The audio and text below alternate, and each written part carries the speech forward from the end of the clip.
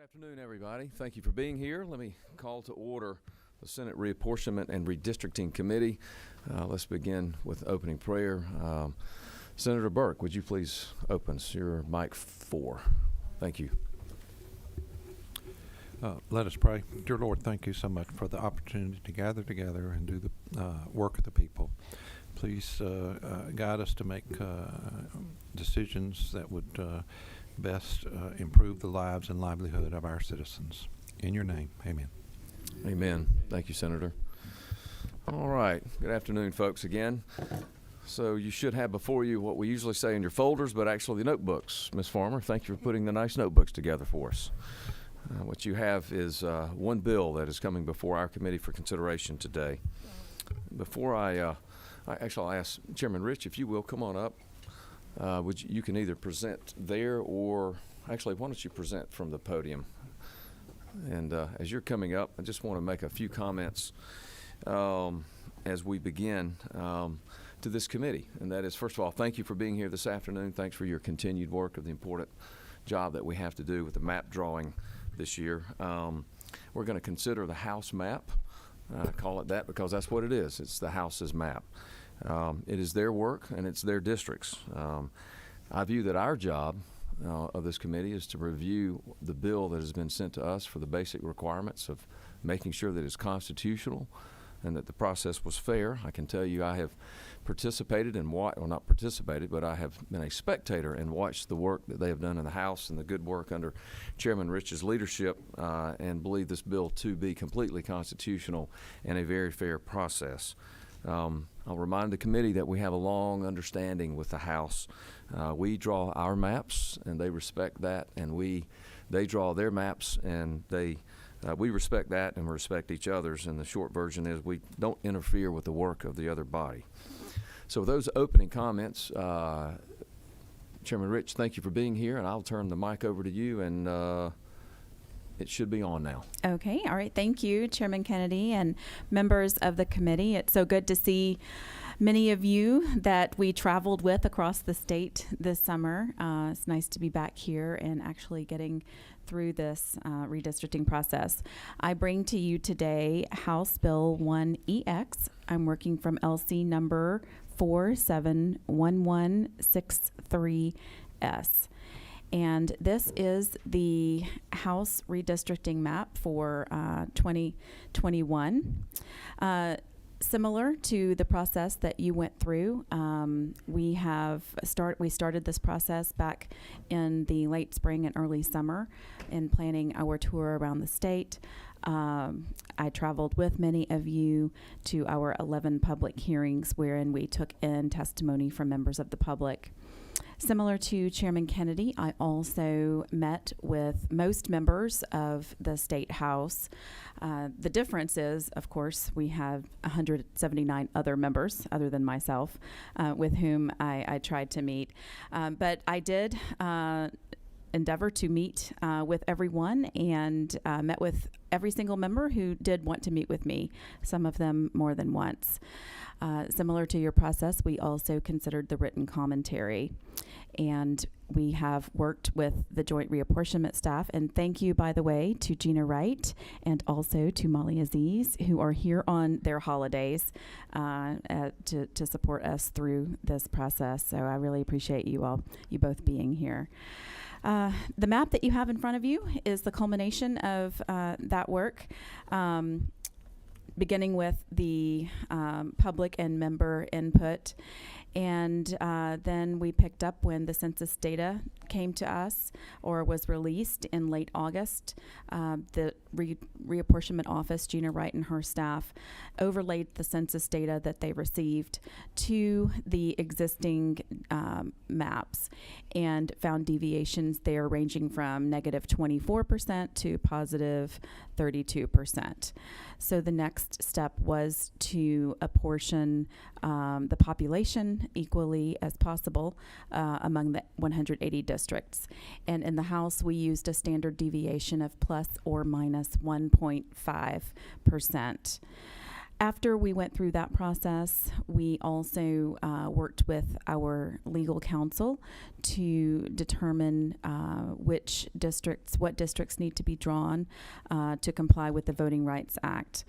We ultimately drew 49 majority Black voting age population districts, which was an increase of 1 over what we were working with now, our current maps. In addition to the 49 of those voting rights districts, as we call them, we also drew 27 minority opportunity districts. We,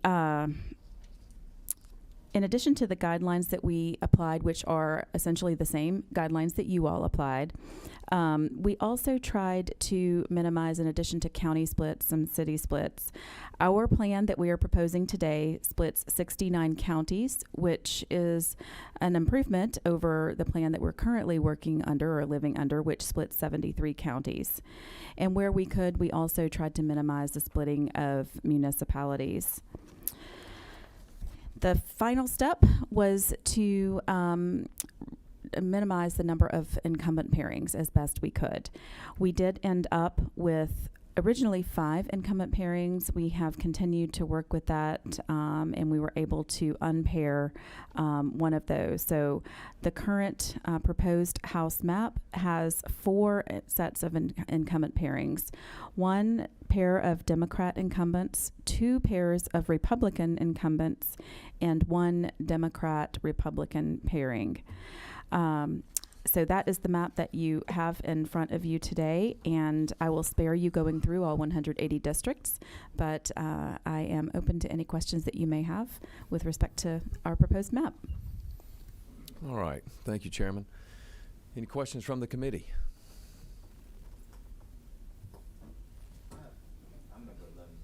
Yes. All right, Senator, you are on. Thank you. Thank you.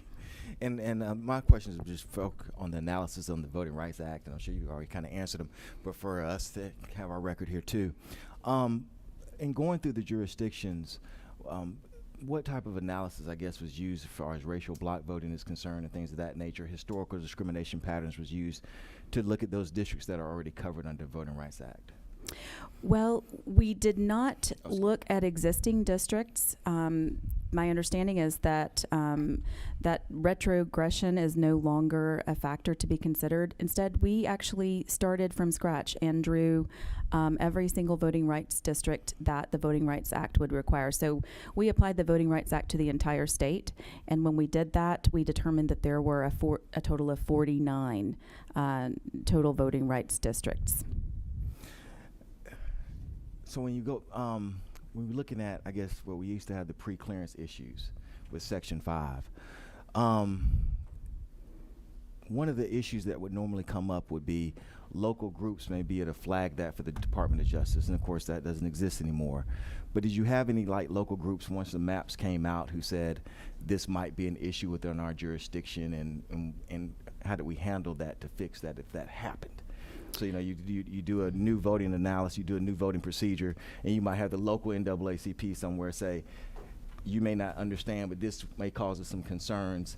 Did that happen? And if it did, then like, how was it alleviated? So we have had input from private interest group or public interest groups, including the NAACP, but I am unaware of any complaints or flaws that any of them have highlighted with respect to compliance with the Voting Rights Act. Okay. And then one last question.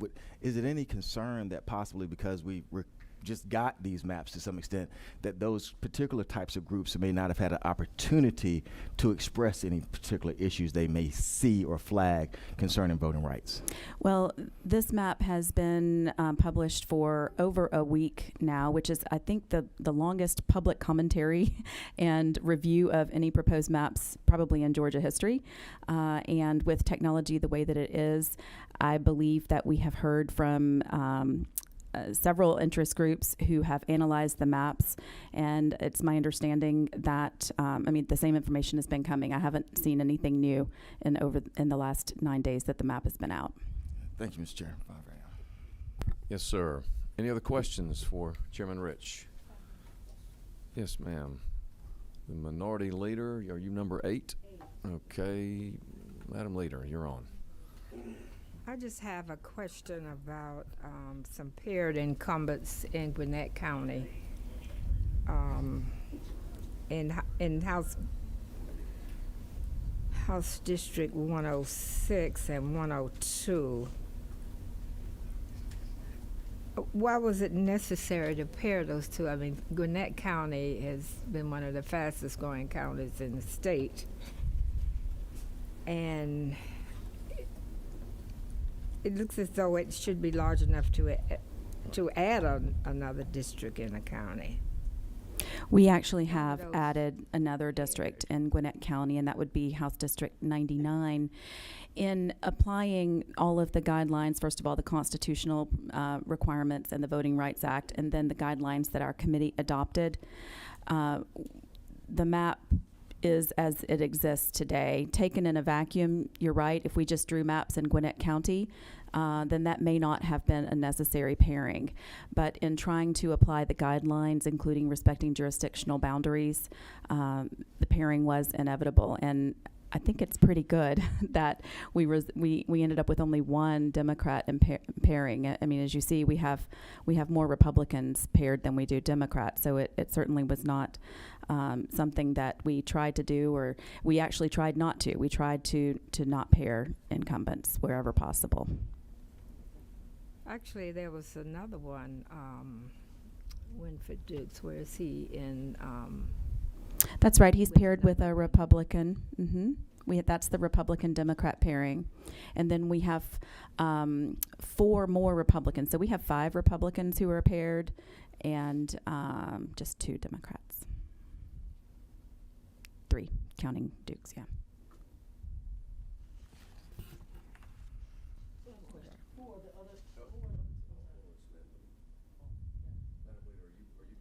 Madam Leader, are you finished? Okay. Senator, will you tell me your mic number, please? All right, you're recognized. I'm sorry, Representative Rich, who are the other 2? I understand there has been a lot of different reporting on this, so yes, I can clarify that. I don't know the numbers, but I do know the names. Representative Dukes and Representative Green are paired in Southwest Georgia. Representatives LaRicchia and Burchett are paired in South Georgia. And Representatives Pruitt and Mathis are paired in Central Georgia. And Representatives Hutchinson and Mitchell are paired in Gwinnett County. Okay, thank you. That's it. Those are the only pairs? Yes. Okay, thank you. Any other questions, Senator? No, thank Okay, you're welcome. Anyone else? Any other questions for Chairman Rich? Okay, Chairman Rich, thank you for being with us. Thanks for the presentation. Thank you very much. If you will just have a seat, we've got a few folks who want to provide some public input. And Well, thank you, and I would appreciate your favorable consideration. thank you. All right, we're gonna. Where did Allie go? All right, she just left. Okay. Her timing's impeccable. There it is. There she is. Patty Garrett. Ms. Garrett, yes, ma'am. You are. Let me make sure your mic is on, and you'll be recognized. We're gonna. Let's see. Hold on just a moment before you start. So Sure. we got.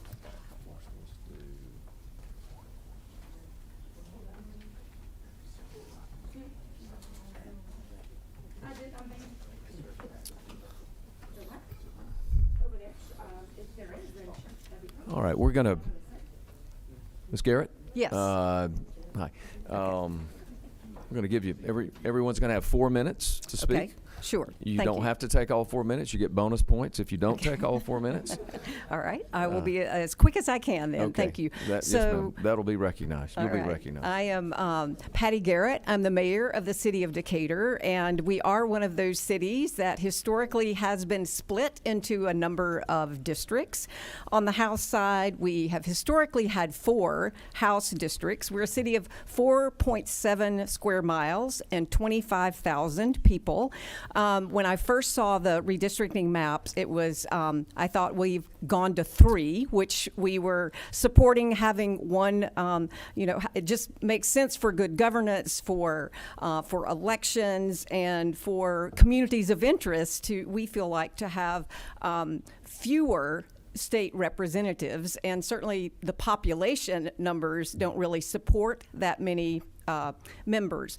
Upon closer examination of the maps, really over the weekend, I realized that there are 3 parcels of land that were recently annexed into the city of Decatur, I believe in 2018, that have, we think, been inadvertently drawn into a different district. And so I've got my able-bodied assistant here, Senator Parent, who is going to indicate, and I've provided you maps that have been blown up, and I think you can maybe see how it was easy for us to overlook that had even occurred. And if I had seen it early, I did reach out to all of our delegation on Monday. I had someone that was going to get in touch with Representative Rich's office. I've been scurrying around the last few days to see, is there any way that it's a split precinct. The parcels in question include now a brand new Publix. There are about 200 apartments going in there. There are no registered voters in that area now. We expect, maybe 300 registered voters, maybe, or even potential voters in that area that we would have to provide a different ballot for when it came to House elections, because they are drawn into a different district. So, and I don't know if you can see on the map. Yeah, it's just, that's it. And I understand the process, and that this is not the usual way, but I do want to go on record as saying this is something that we did not see initially. It's very small. We feel like it was an oversight. And again, we were happy to have less than 4 representatives for a community of 25,000, but we now have 4, and we have one that is representing 3 parcels of land. So I would appreciate any consideration that you might have in correcting what we believe may have been an oversight, maybe looking at older maps. And I'll ask Senator Parent if she has anything to add, and then I'm done. You might have questions. Okay. Yeah, just very, very briefly. 3 parcels of land and no voters. It's a lot of work, for them with 4 representatives for such a small city. And I just wanted to say that I fully support the city of Decatur in their request, and I'm happy to do all of the legwork with reapportionment and legislative council to get that small change made on behalf of the city. I'm sure the mayor would be happy to answer any questions. Absolutely. Okay. Happy to answer questions. Thank you, Mr. Chairman. If there are no voters in those census tracts, why would you have to do a different ballot? There will be Nobody there voters. to vote. There will be voters. There are apartments being built there right now. So in the future. As in next spring. So they're under construction right now. Anything else? No. Okay. Ms. Garrett, let me ask, does the boundary that's shown in this map follow a precinct line? It doesn't. Yes, that precinct is now a part of a Decatur voting precinct. Okay. And if I may, when did you or someone with the city become aware of what you're bringing to us now? Over the weekend, Monday morning, I saw it. I think I was out of town when I got the maps. I looked at them, and really just took a second look, and more than a second look, just sort of comparing. Representative Oliver had sent out a comparison of the maps as presented and a comparison of what the Democratic side was providing. And I was trying to just compare those district by district, and I noticed that this was there. So it literally was a few days ago. Was the issue raised with the House committee in I their believe process? Representative Oliver raised it on the House floor yesterday. I asked about raising it to the committee, and I sent the Democratic caucus chair, Billy Mitchell. I let him know. I let Representative Drenner, Mary Margaret Oliver, Representative Becky Evans know. We contacted our lobbyist, contacted someone in the Georgia Municipal Association to see if there was a way to get a message. I did not. I read the comments that were posted on the website. There were just hundreds of comments, and I thought if I put a comment, it may just kind of get lost in the shuffle of comments that others were placing. So Okay. I tried to go through our elected representatives, and I reached out to Senator Parent. Okay, thank you. Any other questions for Ms. Garrett? Okay, seeing none. Thank you, ma'am. Thank you. Next, we'll have Karen McCowan.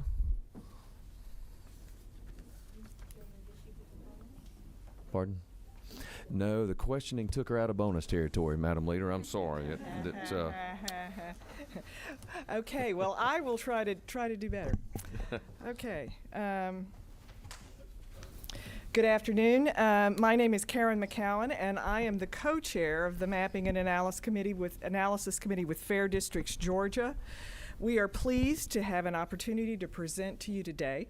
Fair Districts Georgia is a grassroots citizen organization focused exclusively on redistricting. We are nonpartisan, nonprofit group of volunteers from across the state. With me today are a few of my fellow volunteers. And I am here to share our analysis of the proposed House map by Fair Districts Georgia and our partners at the Princeton Gerrymandering Project, which is one of the country's premier analytical resources for redistricting and gerrymandering. Princeton's analyses provide a nonpartisan, independent set of analytical benchmarks for measuring the fairness of district maps. One way to separate the effects of gerrymandering from natural political geography is to compare each proposed map to a large collection of simulated maps drawn without political influence. PGP used the 2020 census data to create fairness benchmarks by drawing 1 million simulated maps that comply with federal and state law and traditional redistricting criteria. They then analyzed the simulated maps to calculate a likely numerical range for partisan balance, competitive districts, and minority representation. The proposed House map has been evaluated against these benchmarks. So for partisan balance, although it is technically within the benchmark range, the proposed House committee map does favor Republicans by creating 98 Republican-leaning districts to 82 Democratic-leaning districts.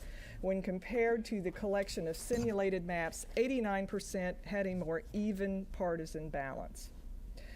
For competitiveness, the House committee map provides only 7 competitive districts that have a proportion of each party's voters in the 46.5% to 53.5% range, which is now considered competitive. This is fewer than the expected range of 9 to 22 competitive districts.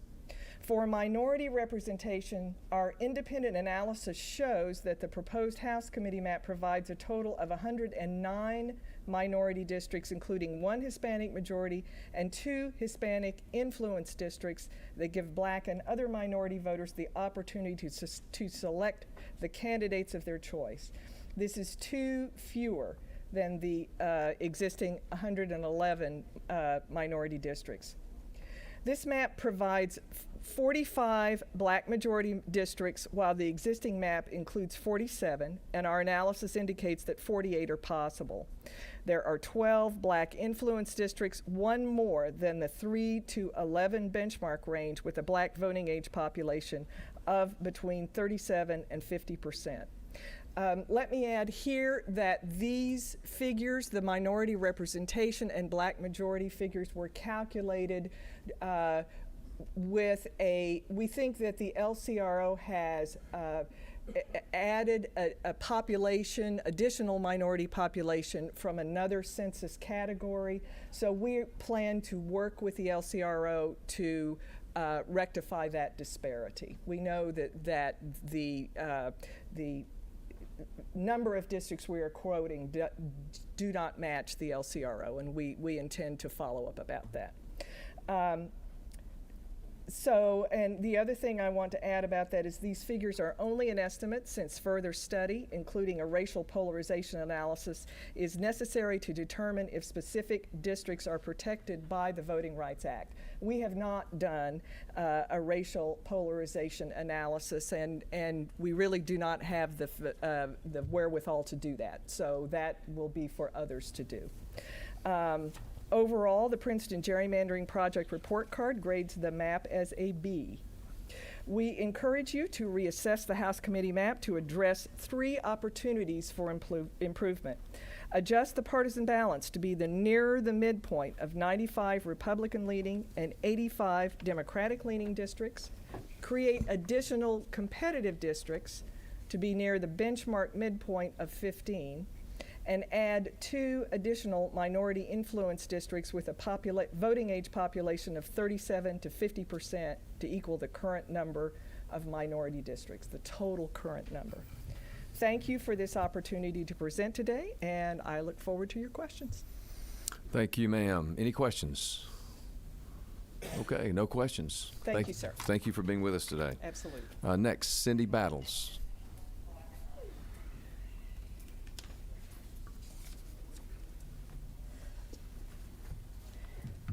Good afternoon. How are y'all? Well, good afternoon. My name is Cindy Battles, and I am, look, y'all, I'm cold. I'm sorry. My name is Cindy Battles, and I am the Director of Policy and Engagement for the Georgia Coalition for the People's Agenda. I know y'all have heard a lot from me in the past week or decade that we've been here, but one more time, I am going to talk a little bit about the idea that we can do better. I understand that y'all are very comfortable with what y'all have done with these maps, but I am going to again say we have provided unity maps which show that you could use the same guidelines and create maps that would diversify the Georgia Assembly to better reflect what we have seen in the 2020 census. Somehow or the other, the fact that I want to diversify the Georgia Assembly has created this idea that I have political leanings towards the Democrats, and I'm assuming it's the Democrats because Republicans tell me this more than Democrats do. So let me say here on the record, Democrats and Republicans dislike my maps. I'm not here to try and elect any particular political party. 3 weeks ago, I was arrested in front of the White House with a Democratic president. That is not what this is about. This is about the voice and the power of all Georgians being represented in this body, in the General Assembly, and everyone feeling like their vote is counted and their voice is heard. So I understand that these maps are going to pass, but I am going to say that one more time. I also want to talk about the fact that the majority party has avoided answering questions from the public about why the districts were drawn the way they were, about whether racial considerations were unlawfully emphasized over traditional districting principles in violations of the U.S. Constitution, and about some of the other decisions that were made. Over and over again during public comment, you heard from the public, we want these answers. We want to know why. Not just how, but why the maps are going to be drawn the way they are. During the time that you were taking public comments, you would not take or answer questions. At no point during any hearing have y'all taken or answered questions. As a matter of fact, with all due respect to Chairwoman Bonnie Rich, she told a member of the public they would not be answering questions. These are questions that were fairly asked and should have been fairly answered so that the people of Georgia have faith in the maps and the people drawing them and know that you are doing your best to represent Georgia and their voice. That is the only thing that we have been asking in this entire process. And again, we understand the maps are going to pass, but we are going to be here saying this could have been done better. Thank you. I hope the bonus is chocolate. We'll have to check on that for you, Ms. Battles. I do have one question for you, and then someone else may. Has any legislator introduced the unity maps that you're referring to so that they could be considered by the General Assembly? No, they have not. I emailed them to everyone on this committee. I've emailed them to everyone in both the Senate and the House. And then I also put them in the public comments. And as I do believe that other people did as well. Look! Ha! Sorry. And Miss Battles. I'm so sorry. I was distracted. It's not my fault. That's quite all right. Yeah.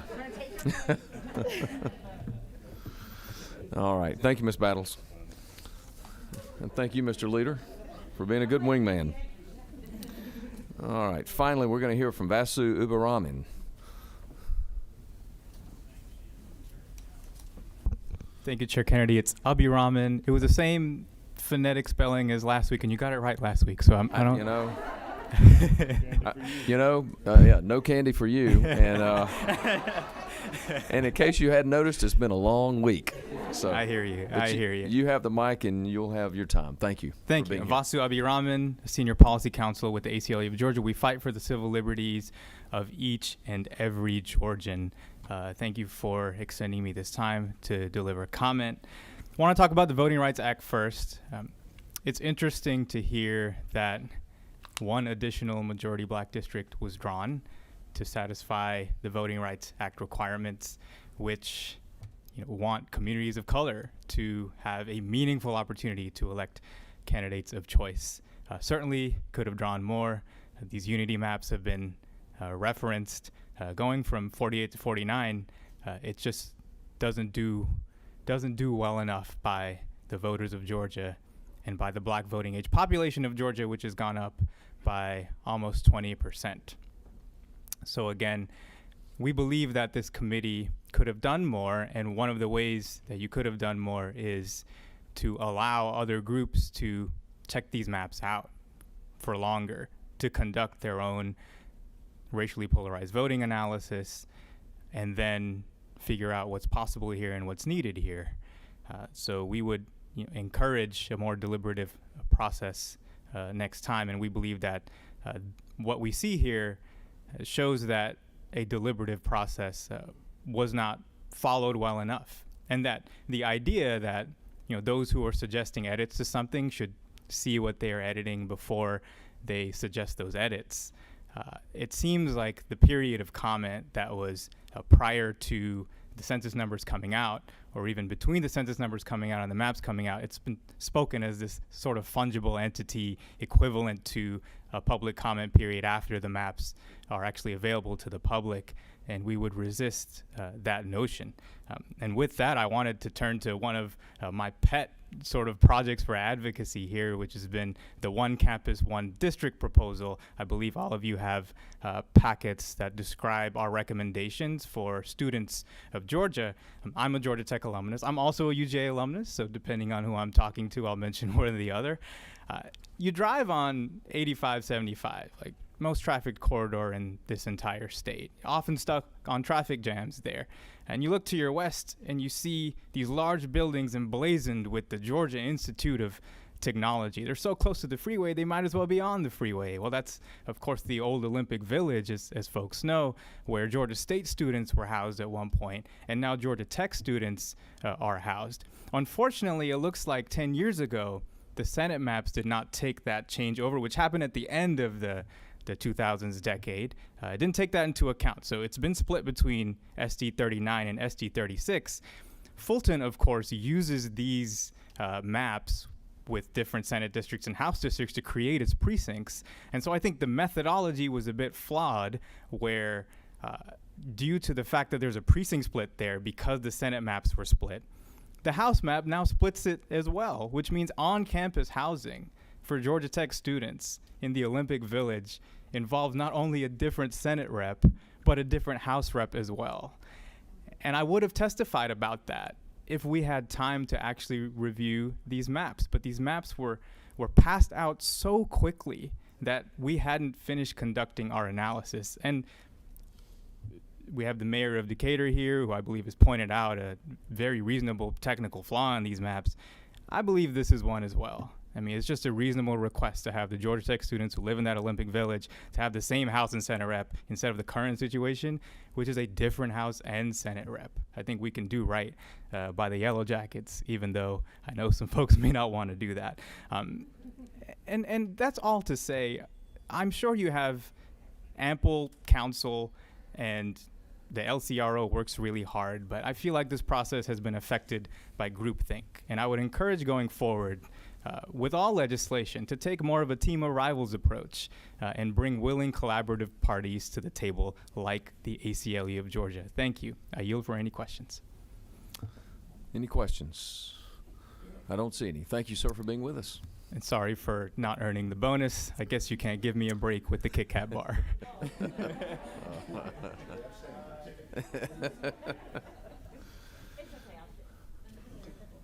All right.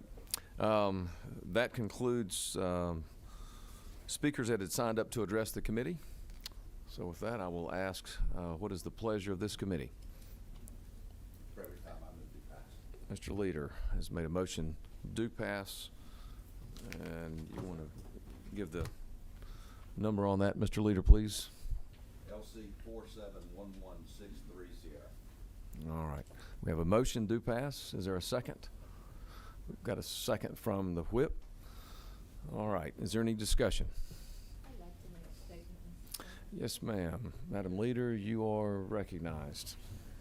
I'd just like to say I'm speaking in opposition to House Bill 1EX, the Republican drawn map for redistricting the Georgia House Representative, because this map fails to reflect the growth over the past decade, most of it resulting in communities of color. This map instead seeks to solidify Republican control of the State House for the next decade by ignoring the House's own guidelines for the redistricting process. The Republican map has a range of deviation from ideal population that is 50% greater than the current map's deviation. Population equality and the bedrock principle of one person, one vote should never take a back seat to partisanship. Thank you, Mr. Chairman. Yes, ma'am. Thank you. Any other comments? Any other discussion for the discussion period? All right. Seeing none, we have a motion do pass and a second. All those in favor of the motion, please raise your hand.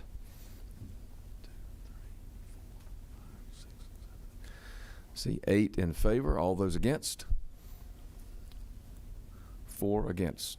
The motion passes. All right, with that, is there any further business to be brought before the committee? If not, my thanks as chair that you've allowed me to serve, and thank you for your service on the committee, and thanks to the folks from the public that have come and shared their thoughts with us. Thank you. We'll stand adjourned.